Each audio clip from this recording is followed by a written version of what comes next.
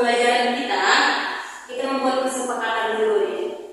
Kesepakatan dalam proses pembelajaran kita supaya proses pembelajaran kita lancar. Nah, Ibu mau kalian menyimpan segala sesuatu yang mungkin mengganggu konsentrasi kita untuk belajar, seperti handphone atau yang tidak penting lah. Oke? Oke, Ibu mau nanya sama kalian. Kalian masih ingat nggak pembelajaran kita minggu lalu? Ada yang ingat? Enggak, Bu. Ingat, Bu. Apa itu? Jepang ke Indonesia.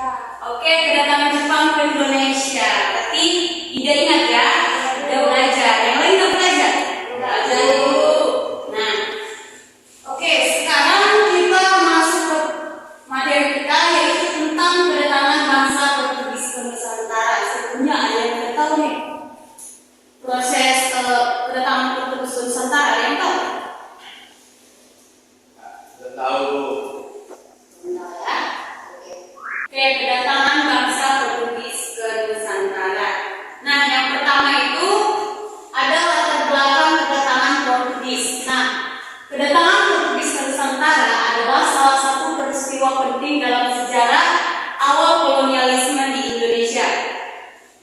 Yang pertama itu ada jatuhnya Konstantinopel pada tahun 1453. Konstantinopel adalah ibu kota Kekaisaran Bizantium yang terletak strategis di pertemuan Eropa dan Asia. Kota ini menjadi pusat perdagangan, kebudayaan, dan agama Kristen Ortodoks selama berabad-abad. Kota ini memiliki pertahanan kuat dengan tembok Theodosius yang sulit ditembus dan diakses mudah ke laut melalui Selat Bosporus. Nah, sebelumnya ada yang sudah tahu penyebab jatuhnya Konstantinopel? Tunggu. Belum, Bu. Oke. Jadi penyebab jatuhnya Konstantinopel yaitu yang pertama ada kelemahan Kekaisaran Bizantium. Kelemahan Kekaisaran Bizantium ini mengalami kemunduran akibat perang yang berkepanjangan. Selain perang yang berkepanjangan, berakibat juga karena korupsi dan melemahnya ekonomi pada saat itu. Nah, yang kedua adalah kekuatan Ottoman, di mana kekuatan Ottoman ini terjadinya kesultanan yang dipimpin oleh Sultan Mahmud yang berkembang pesat dan menjadi kekuatan militer besar. Ottoman ini juga memiliki ambisi untuk menguasai Konstantinopel sebagai pusat politik dan ekonomi yang strategis. Nah, yang ketiga ada ketegangan agama. Terjadinya konflik antara Kristen Ortodoks Bizantium dan Kristen Katolik Roma dan melemahnya dukungan dari negara-negara Eropa Bizantium. Ottoman juga sebagai kekuatan Muslim melihat Konstantinopel sebagai kota penting untuk dikuasai. Nah, dari materi kita ini ada yang bertanya? Ada. Oke, kita lanjut.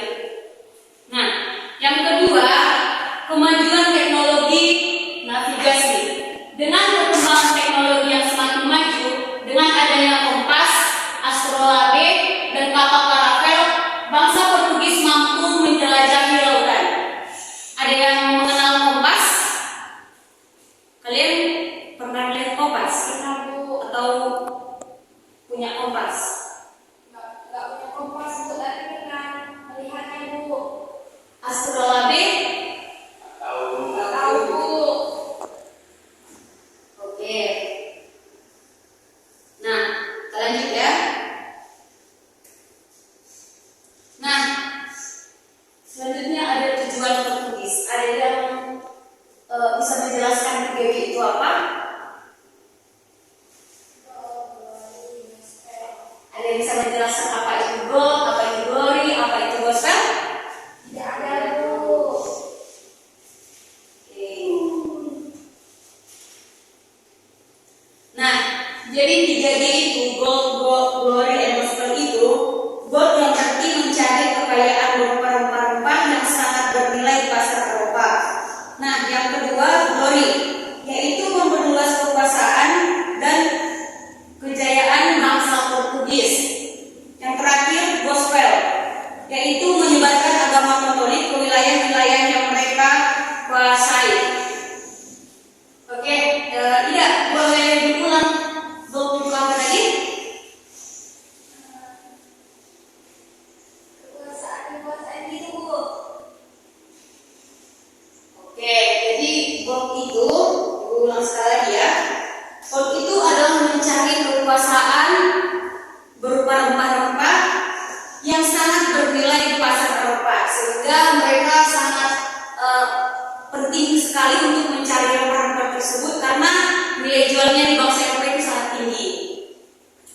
Oke, selanjutnya ada proses kedatangan Portugis.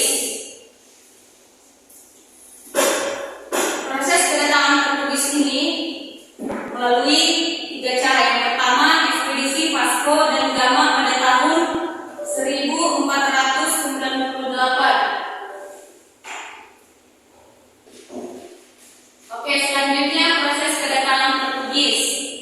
Portugis datang ke Nusantara memiliki 3 proses. Yang pertama itu ekspedisi Vasco da Gama pada tahun 1498.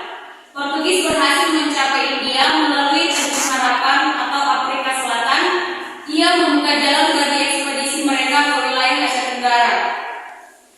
Nah, yang kedua, penguasaan Malaka pada tahun 1511, yang dimana Portugis berhasil menaklukkan Malaka yang merupakan pusat perdagangan rempah-rempah dan pelabuhan penting di Asia Tenggara. Dan Malaka, Portugis memperluas perjalanan ke wilayah Nusantara termasuk Maluku. Nah, proses yang terakhir yaitu kedatangan Portugis di Maluku pada tahun 1512, yang dimana Portugis yang dipimpin oleh Francisco Serrao, mereka menjalin hubungan dagang dengan penguasa lokal di Ternate. Portugis juga mendapatkan akses perdagangan cengkeh, pala, dan rempah-rempah utama dari Maluku. Oke, dari pembelajaran kita hari ini, ada yang ingin bertanya? Saya Bu. Oke, ya.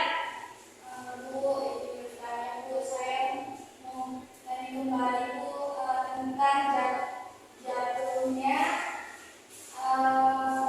peristiwa Konstantinopel. Oke, jadi Konstantinopel itu bukan peristiwa ya, Bunda? Bu, Oke. Nah, tadi kan Ibu sudah bilang kalau penyebab jatuhnya Konstantinopel itu ada 3. Yang pertama, kelemahan kekaisaran Bizantium. Nah, pada kelemahan kekaisaran Bizantium ini, mereka mengalami kemunduran akibat perang yang berkepanjangan. Selain perang yang berkepanjangan, mereka juga mengalami korupsi dan melemahnya ekonomi pada saat itu. Oke. Yang kedua, kekuatan Ottoman. Nah, pada kekuatan Ottoman ini, Kesultanan Ottoman di bawah Sultan Mahmud berkembang pesat dan menjadi kekuatan militer besar. Yang ketiga, ketegangan agama. Ketegangan agama terjadinya konflik antara Kristen Ortodoks Bizantium dan Kristen Katolik Roma, dan melemahnya dukungan dari negara-negara Eropa Bizantium. Otonom sebagai kekuatan Muslim melihat Konstantinopel sebagai kota penting untuk dikuasai. Apakah mengerti tidak? ngerti Bu. Oke, boleh diulang? Kan sudah mengerti. Ngerti Bu. Oke, ada lagi yang ingin bertanya selain tidak? Ada Bu. Nggak ada ya? Oke. Kalau tidak ada lagi yang bertanya, Ibu akan menyimpulkan pembelajaran kita hari ini. Kedatangan Portugis ke Nusantara.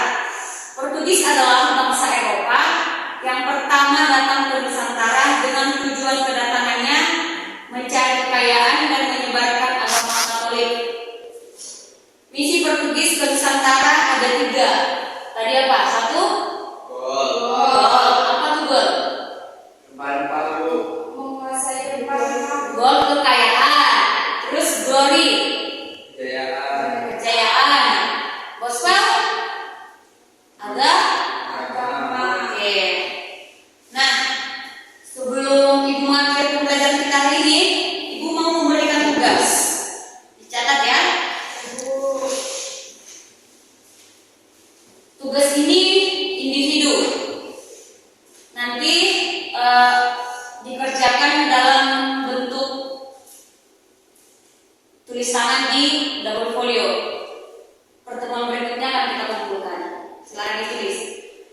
menjadi tugas kalian yaitu mencari dampak negatif dan dampak positif kedatangan bangsa Portugis ke Nusantara. Sekali lagi, dampak negatif dan dampak positif kedatangan Portugis ke Nusantara. Ngerti? Nanti Bu. Oke. Ada yang ingin bertanya tentang tugas yang diberikan? Tidak ada, Bu. Oke, ngerti, paham ya? Minggu depan akan Ibu periksa satu persatu. Oke, sebelum kita mengakhiri pembelajaran kita, Ibu ingin memberikan sedikit motivasi kepada anak-anak Ibu supaya anak-anak Ibu termotivasi dalam belajar. Nah, yang menjadi motivasi dari Ibu, jangan pernah takut untuk mencoba karena kesalahan adalah proses dari keberhasilan. Oke, sekian dari